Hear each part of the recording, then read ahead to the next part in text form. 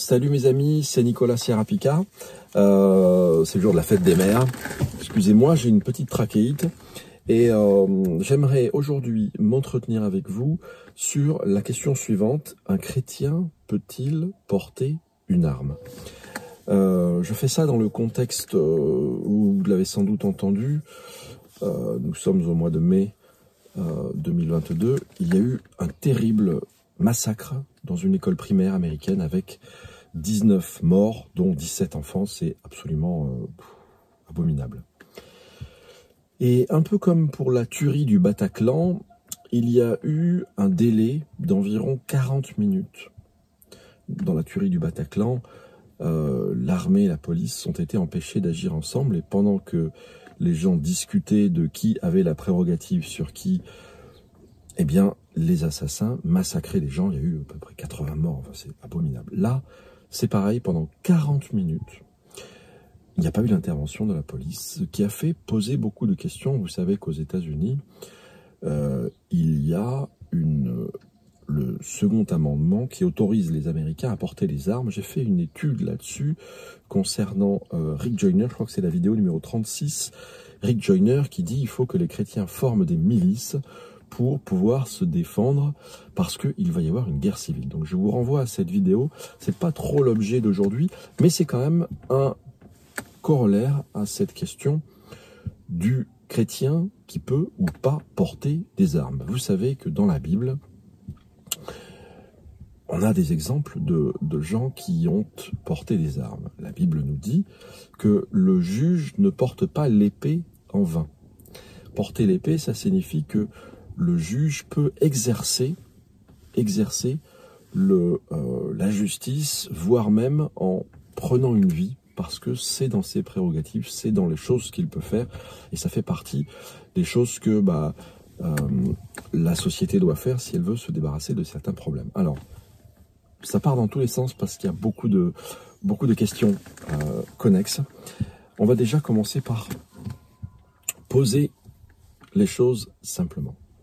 Dans la Bible, il y a deux sortes de jugements. Il y a le jugement de grâce et il y a le jugement de colère. Vous savez que dans la fin des temps, il y a la vendange, qui est le moment où Dieu va moissonner les méchants et va les jeter dans la cuve ardente de sa colère, ensuite les temps de feu, etc. Il y a deux sortes de jugements, le jugement de grâce et le jugement de colère. Le jugement de grâce, c'est un peu l'équivalent de la prison. Avec le système de la prison a pour but de permettre à l'individu de s'amender, de travailler sur lui et de changer, de façon à ce que la société puisse à nouveau l'accueillir, on appelle ça la réinsertion, et lui donner à nouveau une place parce que la faute qu'il a commise, alors les fautes sont graduées bien sûr, et notamment les peines de prison sont fonction du nombre de la hauteur de la violence du crime qui a été commis. Une attaque à main armée, c'est 5 ans, un meurtre, c'est au-delà de 10 ans, etc. Donc, au jugement de grâce correspond l'équivalent de la prison, et au jugement de colère correspond la peine de mort. La peine de mort, c'est un moment où Dieu estime que, ça y est, la coupe de la colère est pleine, maintenant le mal va être éradiqué. Et dans le temps de la grâce qui est le nôtre, Jésus c'est un avocat, Jésus c'est notre avocat, et dans le temps de la grâce qui est le nôtre, il n'y a pas de situation, il n'y a pas de personne qui ne mérite une seconde chance, fût-elle la plus affreuse, la plus terrible des personnes qui aient commis les choses les plus criminelles. Jésus sauve, Jésus pardonne, Jésus lave les péchés, même s'il ne lave pas les conséquences du péché. Une personne qui aura assassiné des gens ira tirer sa peine de prison, mais aura été graciée intérieurement. Donc, nos sociétés ont évolué, et donc c'est pourquoi je fais ce parallèle, parce que je vais en venir à poser le problème suivant: est-ce qu'on peut prendre une vie? Donc nos sociétés ont évolué, et la peine de mort, dans bien des endroits, la peine de mort a été supprimée au profit de peines de prison. Et on voit que dans bien des endroits, cette avancée. C'est vrai que c'est beau de ne pas prendre une vie. Pourquoi? Parce que si on tue quelqu'un et si on l'a fait par erreur, eh bien réviser un procès et faire droit à une personne qui a été mise à mort, c'est un peu compliqué parce que la personne n'est plus là. Et on peut pas restaurer, réhabiliter la personne, ça n'est plus possible puisque le couperet est tombé, c'est le cas de le dire. La guillotine en France, pour nous, la pendaison, la peine de mort par injection létale, etc. aux États-Unis. Pardonnez-moi, j'ai une petite trachéite. Maintenant, parlons de la question suivante. Lorsque un soldat prend une arme et abat un ennemi, est-ce qu'il commet un meurtre ou est-ce qu'il commet, on va dire, grosso modo, une opération de police? Lorsque l'autorité supérieure te donne l'ordre de défendre une ville, de défendre ou d'attaquer un objectif, lorsque tu vas prendre une vie, ça n'est pas un meurtre. Même si au final, il y a un mort. Mais un mort, c'est pas forcément un meurtre. Une opération de police, une opération militaire, qui va consister à prendre des vies, même s'il y a à côté des dommages collatéraux. On parle beaucoup de l'Ukraine. Vous savez que le président russe a attaqué l'Ukraine. Alors on peut discuter et épiloguer pendant des heures sur la question, mais la seule chose que moi je voudrais retenir pour l'instant, c'est que des soldats ukrainiens utilisent les populations civiles comme boucliers humains. Et les Russes, comme les Israéliens, parce que c'est aussi une pratique qui est communément admise et pratiquée par les Palestiniens, qui ne sont pas forcément des guerriers et des défenseurs, mais qui sont des terroristes. Alors, pour nous qui sommes dans la propagande gauchiste, pour le gauchiste, l'islamiste, c'est un comment dit-on, une personne qui est attaquée et qui se défend. Et pour l'israélien, c'est un terroriste. Pareil pour le russe, l'ukrainien dans le sud-est de l'Ukraine. Vous savez que dans le sud-est de l'Ukraine, les populations sont à 95% russophones. Je vous renvoie pour ça aux élections, à l'histoire de Loukachenko, etc., aux élections de 2010, avant 2014, donc 2014, le début du conflit. Le conflit a commencé en 2010, au moment des élections. Il était apparu que dans certaines zones, on avait 95% d'Ukrainiens, et dans d'autres zones, on avait 95% de russophones, russophiles. Bref, l'Ukraine, c'est le berceau de la langue russe et de la population russe. Donc, il y a il y a un lien très fort entre ces deux pays, entre ces deux nations. Donc, pour les Russes comme pour les Israéliens, les attaquants ou les agresseurs du sud-est des populations russophones sont des terroristes. Ce ne sont pas des gens qui défendent de façon légitime. C'est souvent comme ça d'ailleurs, la guerre. Souvent on dit ouais, c'est mon ennemi, et donc ça permet, c'est ce qu'on dit, hein, quand on veut tuer son chien, on dit qu'il a la rage. Alors, pourquoi est-ce que je fais cette digression et ces digressions en série?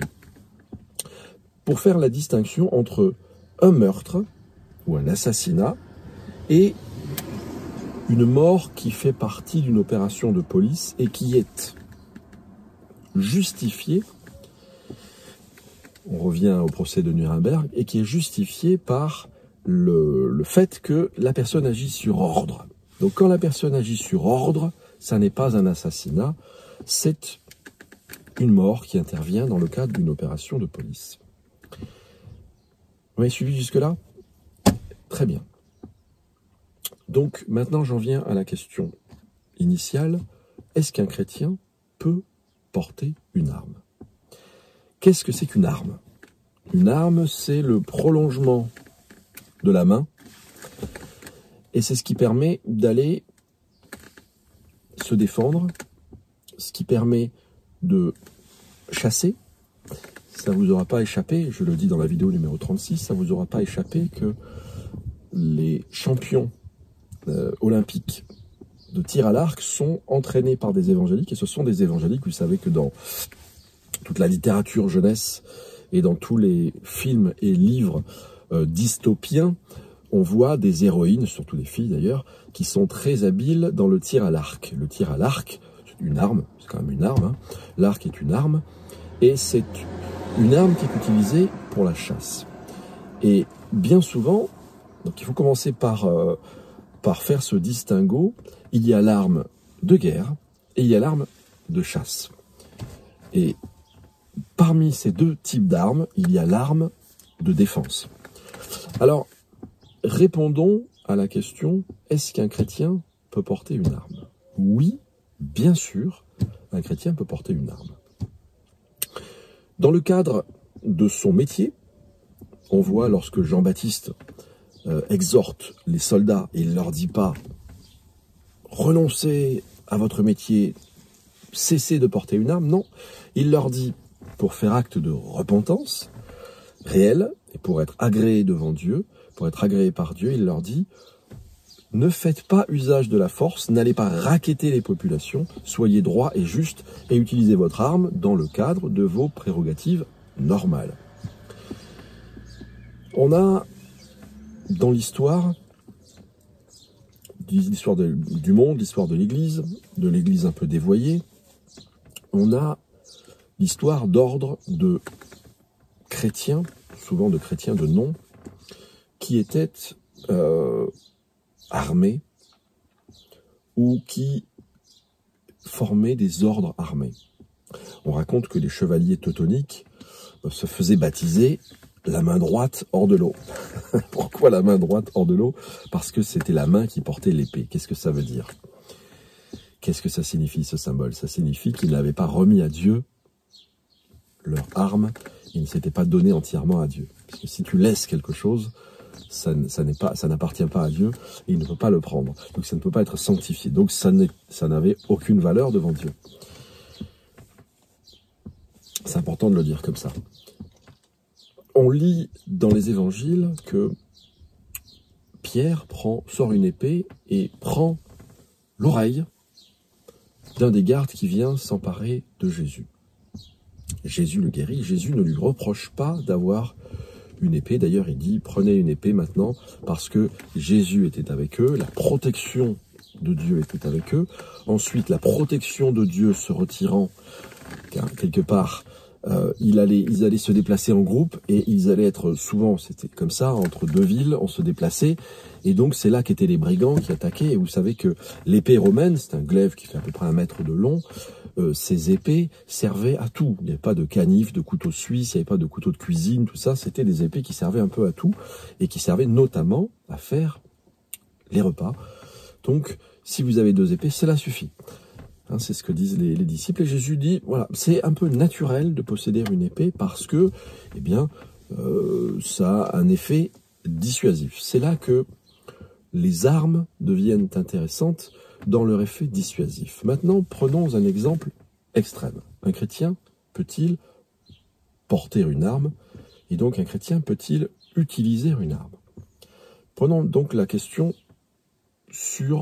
revenons en arrière par rapport à tout ce que nous avons dit, et maintenant répondons en 2 phases. Un chrétien dont le métier est d'être militaire, policier, peut-il utiliser une arme? Oui. Oui, parce que, d'abord, c'est pas lui qui utilise une arme, c'est sa fonction qui nécessite qu'il utilise une arme. D'accord? Et dans sa fonction, comme un chirurgien utiliserait un bistouri pour rompre la peau, le corps d'une personne, il rentre à l'intérieur, non pas pour faire du mal, mais pour opérer, pour faire du bien, pour remettre d'aplomb des choses. Donc, il vient trancher dans le vif, c'est le cas de le dire. Un chrétien dont c'est le métier d'amener la paix, d'amener la justice, d'amener va pouvoir, et d'amener l'ordre, va pouvoir le faire avec une arme. Mais un chrétien va avoir dans son cœur, et c'est sûr et certain, cette notion de justice. Vous savez ce qu'on a dit tout à l'heure, jugement de grâce et jugement de colère. Un chrétien ne cédera pas à la colère, il ne va pas être aveuglé par la colère, et il va opérer, même avec une arme, en vertu de sa fonction, mais en gardant à l'esprit la grâce de Dieu. Et donc tout ce qu'il va faire, c'est de permettre d'incapaciter la personne. Il va tirer dans un bras, dans une jambe. Au pire, il va abattre la personne, s'il n'a pas le choix, mais il va, pour cela, utiliser son jugement et il va, dans une fraction de seconde, parce que c'est quand même des gens qui sont entraînés, dans une fraction de seconde, il va prendre la décision, dans la configuration qui est la sienne, devant Dieu, et en vertu de l'autorité qui lui a été conférée par ses supérieurs, puisque c'est son travail, il va prendre la décision de supprimer une vie dans un geste de police. Ça n'est pas un meurtre. Okay, c'est une opération de police et c'est légitime. Okay, il agit sous la couverture de son autorité, de l'autorité qui lui a été donnée. Et si enquête il y a, bien sûr, il sera blanchi. Okay, ça, c'est la première chose. Ensuite, une personne qui possède une arme de chasse ou de guerre, alors s'il possède une arme de guerre ou de tir sportif, ça fait une troisième catégorie qui est un peu entre les deux, il faut un permis pour ça. Donc un permis, ça signifie que la personne a été entraînée. Et donc, étant entraînée, elle a été validée, elle a reçu un diplôme. Il y a quelqu'un dont c'est le métier qui a validé que la personne avait un équilibre psychologique, avait aussi une maîtrise technique de l'arme, et donc il ne va pas s'en servir hors d'un cadre particulier, qui est un stand de tir sportif. Et donc cette arme peut servir aussi d'arme de défense, et la personne étant équilibrée, la personne étant maîtresse de la technologie qu'elle a en main, et sachant les dégâts qu'elle peut occasionner de façon collatérale, si elle s'en sert dans le cadre de ce qu'on va appeler la légitime défense, va agir pour faire valoir son droit et surtout remettre en ordre les choses qui doivent l'être, c'est-à-dire s'il y a des gens en danger, la personne va utiliser son arme.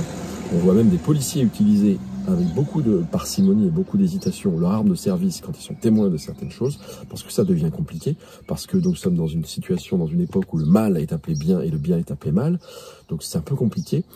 Et nous ne sommes pas Dieu, nous ne pouvons pas prendre une vie, comme je l'ai dit tout à l'heure. Quand on a pris une vie, c'est difficile de revenir en arrière. Et permettre à une personne de s'amender, c'est toujours mieux que d'éradiquer une personne de la terre. Parce que vous savez, seul Dieu a ce pouvoir-là de décider que maintenant c'est fini. Hein, quand on prend égard au sort final des méchants, quand Dieu les enlève, quand Dieu siffle la fin de la partie, quand Dieu dit c'est terminé, maintenant, on le voit, hein, Sodome, Gomorrhe et toutes ces villes qui ont été éradiquées, c'est vraiment compliqué. Alors, un chrétien peut-il porter une arme? Qu'est-ce que nous avons dit? Nous avons parlé des gens dont c'est le métier, nous avons parlé des situations qui font que on peut être à même de sortir de ses gonds, c'est pour ça qu'il faut une grande maîtrise de soi, et nous avons parlé des différents types d'armes qui existaient, qu'elles soient pour la chasse, qu'elles soient des armes de guerre, ou qu'elles soient des armes, on va dire, sportives. Dans tous les cas de figure, il faut les utiliser dans un cadre particulier. Et donc là maintenant, un chrétien peut-il porter les armes? Si c'est son métier, si c'est sa fonction, on a dit que le chrétien agirait avec miséricorde, qu'il utiliserait la force pour tuer, pour abattre définitivement et irrémédiablement un adversaire ou un problème. Parce qu'à ce moment-là, d'ailleurs, c'est le film de Clint Eastwood qui en parle très bien à propos de ce gars qui est un militaire et qui agit à travers un drone.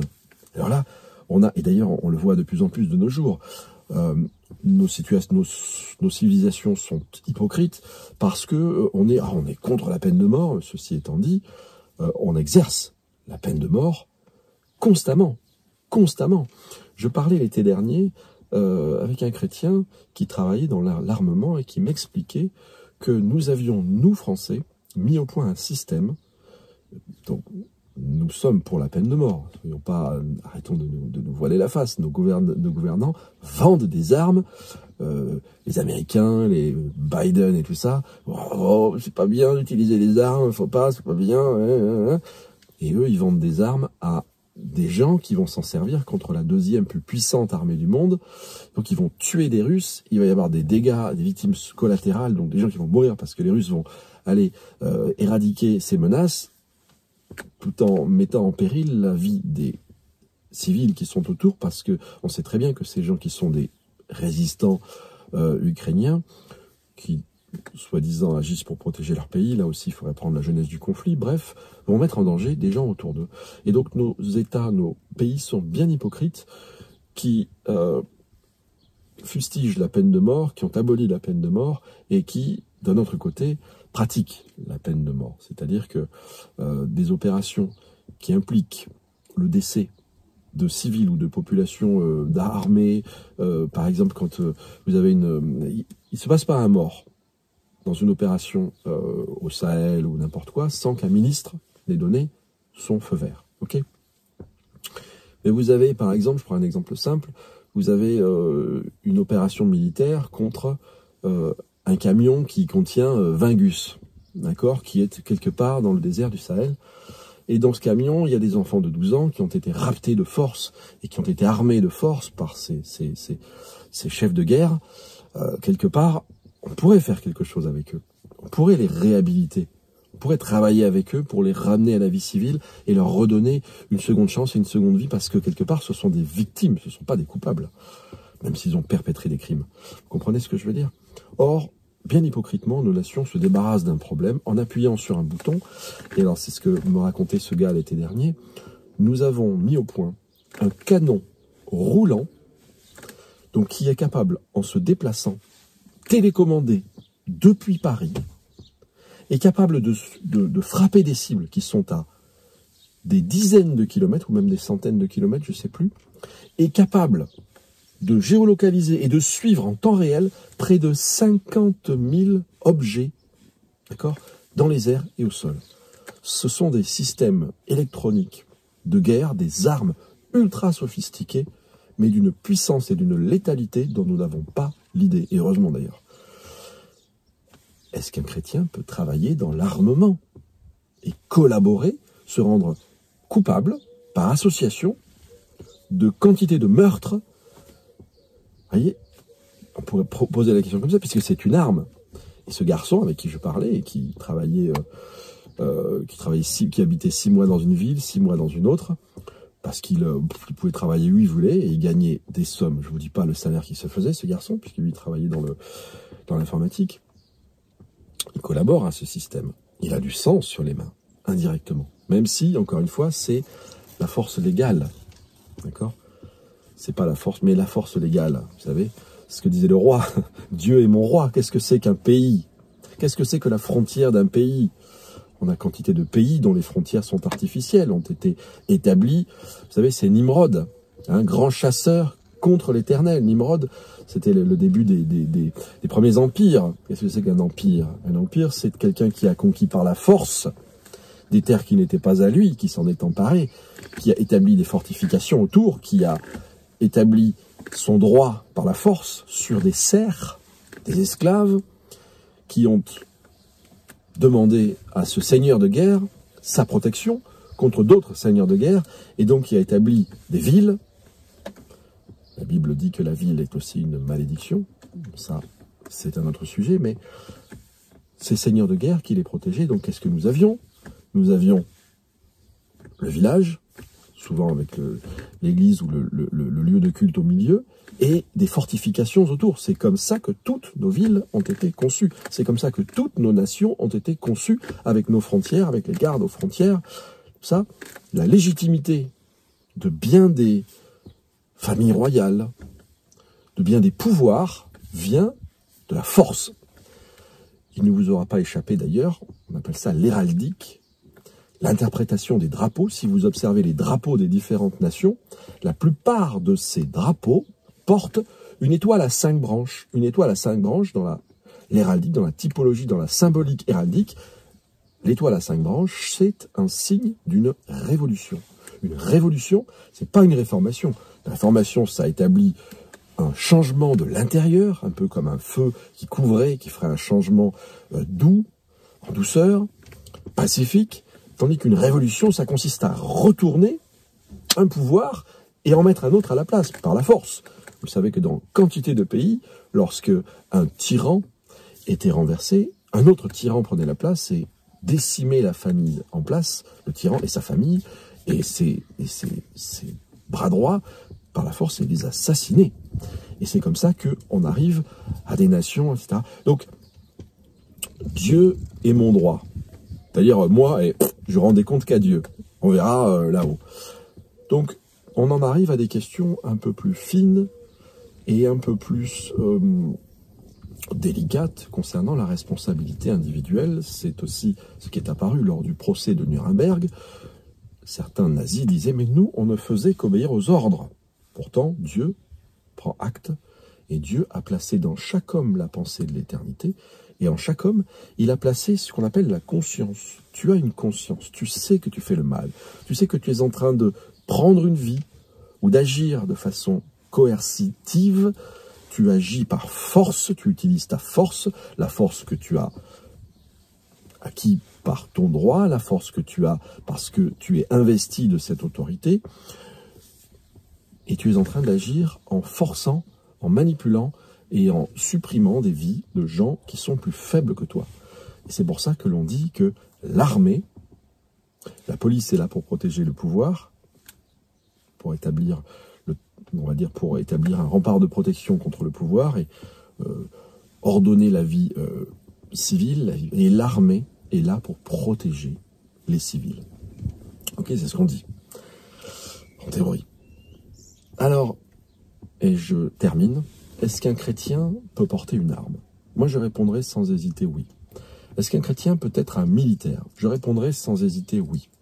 Mais dans tous les cas de figure, un chrétien a le devoir d'agir en fonction de sa conscience et en examinant par rapport à la Bible et à la pensée de Dieu, si ce qu'il fait, ce qu'on lui demande de faire, est conforme à la pensée de Dieu. C'est-à-dire, si on lui demande d'agir, vous avez le très beau film aussi de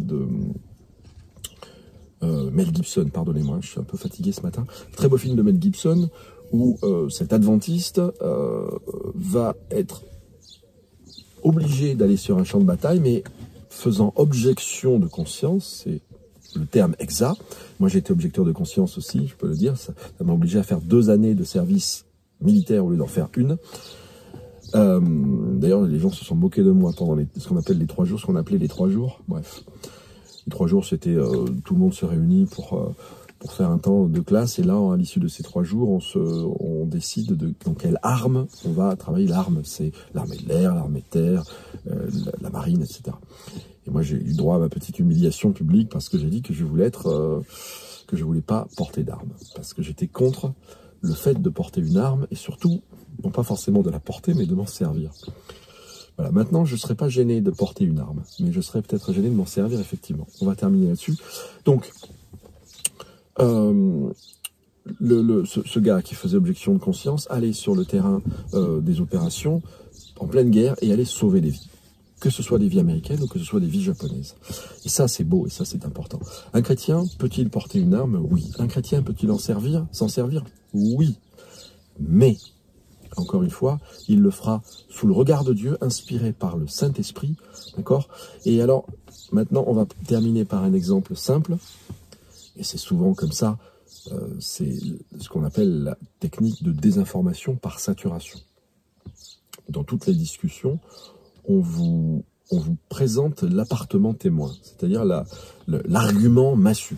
On en parle souvent, par exemple, pour l'avortement. Ouais, mais si la fille a été violée, tu vas pas obliger à apporter un monstre. Voilà, donc, c'est la technique par saturation. C'est-à-dire qu'on va saturer tes émotions par un exemple paroxystique, extrême, qui ne se produit que rarement. C'est la vérité, ça ne se produit que rarement. Et dans le cas présent qui nous incombe, est-ce qu'un chrétien peut porter une arme? Imaginons un fermier. On va prendre un exemple qui est tout à fait réel. Un fermier sud-africain qui possède une arme chez lui. Vous savez qu'en Afrique du Sud, on a beaucoup de blancs qui sont attaqués parfois par d'anciens salariés parce que on a, enfin en Afrique du Sud et dans les pays limitrophes, l'ANC, African National Congress, c'est-à-dire le communisme, les communistes, attaquent les Blancs pour leur reprendre les terres, Zimbabwe aussi, pour leur reprendre les terres qu'ils auraient volées, ce qui est effectivement juste, sauf que c'est pas tout à fait comme ça que ça s'est passé. Ce qui s'est passé, c'est que c'était des terres dont personne ne voulait. Ce sont des terres qu'ils ont valorisées, et ce sont des terres qu'ils ont valorisées parce qu'ils sont venus là au XVIIIe siècle, XVIIe siècle, XVIIIe siècle, parce qu'ils ont été chassés par une persécution. Ce sont souvent des familles de Huguenots, des familles françaises, qui sont venues, ou hollandaises, qui sont venues par la Hollande, et qui sont venus s'établir dans ces terres dont personne ne voulait, dont ils se sont emparés puisque personne n'en faisait rien, et qui les ont fait fructifier, et qui ont souvent des valeurs bibliques, et souvent ces fermiers dans ces zones totalement désertiques constituent un pôle de vie pardon, et d'évangélisation, puisqu'ils amènent avec eux une culture qui est celle de la Bible, et c'est aussi un pôle de travail, c'est un pôle qui fait fructifier une terre qui ne servait à rien, à des populations qui n'en faisaient strictement rien, puisque ce sont des terres voilà, pas forcément valorisées par tout le monde, et qui n'ont que peu de valeur, que eux ont fait fructifier, et c'est aussi un pôle où on va trouver un endroit où les gens peuvent être soignés, on y voit des dispensaires, et on y voit aussi des écoles. Donc c'est quand même des endroits qui ne sont pas foncièrement mauvais, ce ne sont pas des gens qui sont foncièrement des monstres, des colons dégueulasses qui spolient les pauvres gens. Non, c'est pas du tout comme ça que ça fonctionne. Pareil pour les colons en Israël, c'est vraiment pas comme ça que ça fonctionne. Pareil pour les colons en Afrique du Nord, on ne peut pas dire que l'influence française en Afrique du Nord a été si négative que ça. Elle a quand même eu des effets positifs pour l'alphabétisation, pour le fait de goudronner les rues, le fait de durcir, de créer des infrastructures. Ça, c'est un effet de la colonisation. Je suis désolé, s'il n'y avait pas eu ça, ils auraient eu un développement beaucoup plus lent. Okay, donc tout ça, et puis de toute façon, ça fait partie de l'histoire. Donc on ne peut pas le nier, on ne peut pas faire un trait de plume. Et donc, en Afrique du Sud, pour revenir à mon exemple, en Afrique du Sud, ces fermiers sont assassinés, et ces crimes sont maquillés en « ouais, c'est juste un vol qui a mal tourné », voilà. Sauf que des vols qui ont mal tourné, il y en a des dizaines. Et alors, on a un fermier qui assiste, attaché, au viol, à l'assassinat de sa femme, qui a 30 ans, qui a été ébouillantée et pelée vive devant lui par des monstres qui l'ont ensuite assassinée.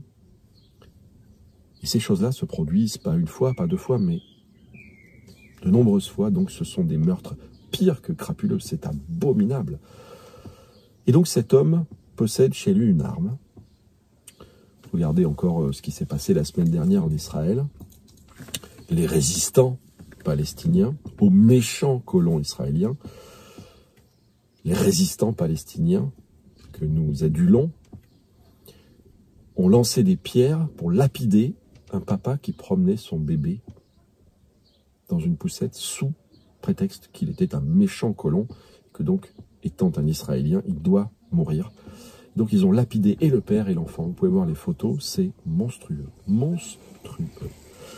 Donc, ce fermier chrétien qui lit sa Bible tous les jours possède une arme.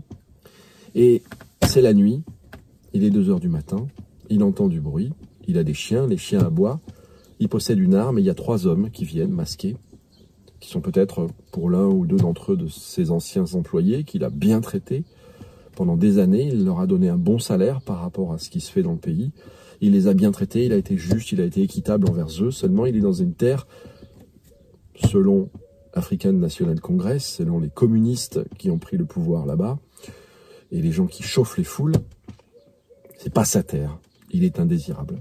Et donc ces gens vont pas venir pour le voler, ils vont le voler, oui, mais ils vont aussi violer sa femme, assassiner ses enfants, etc. Il a une arme.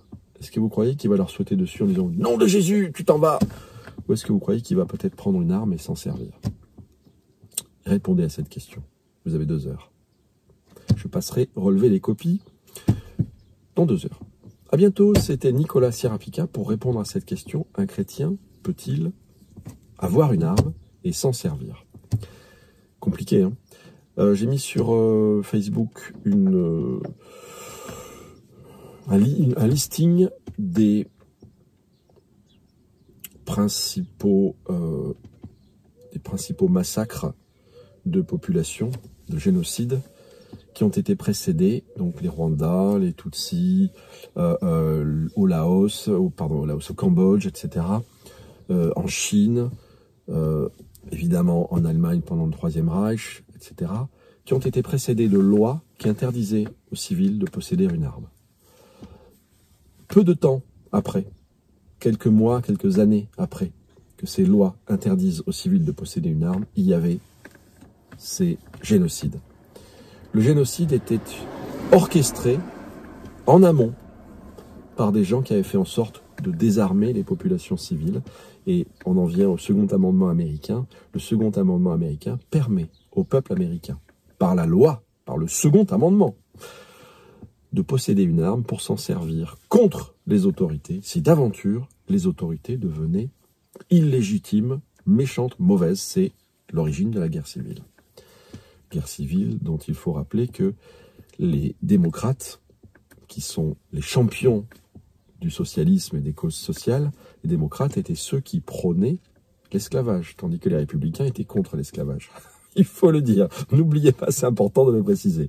Ah, vous saviez pas? Bah non, on va vous le cacher, ça. Voilà. Un chrétien peut-il posséder une arme?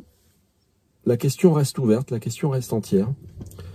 Mais un chrétien, c'est une personne qui a une conscience, et c'est important de s'en référer toujours et encore à sa conscience pour rendre des comptes à Dieu, le Dieu de justice qui sait tout, qui connaît tout, et qui voit tout, et qui seul siffle la fin de la partie par des jugements de colère, comme on le verra dans la fin des temps.